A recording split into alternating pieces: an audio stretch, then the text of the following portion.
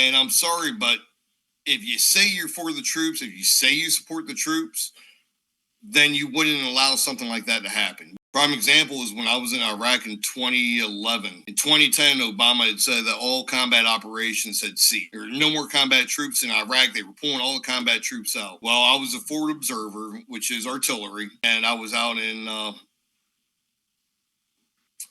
what was it, Talil Adder, Iraq, and artillery is a combat arms, MOS. We were out at a combat outpost, and we sat there and we watched Iraqi militants go ahead and shoot rockets at us. Now, we had requested permission to engage. We were told to stand down. They said they were going to send QRF out there. QRF went out there, followed the insurgents, and insurgents ran into the city limits of the city right there by where we were at. And QRF, which was quick reaction force, they were told to stand down.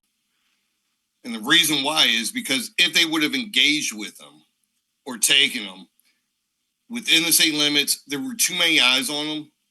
And then Obama would have this huge issue with trying to explain what was going on when he claimed that all U.S. combat troops were out of Iraq. So we were made to go ahead and watch these people fire rockets at us, sit there, twiddling their thumbs, and then we just let them get away. And I'm sorry, but if you say you're for the troops, if you say you support the troops, then you wouldn't allow something like that to happen. You'd at least allow the troops to go ahead and defend themselves. But we were not given that privilege, and that's just the sad truth of it. But you won't hear about that because then it makes the government look bad. There's been too many instances of the government just blatantly lying to our face. And realistically, we need to hold them accountable. We need to hold them accountable, and we need to go ahead and actually start educating ourselves on what bills they're passing,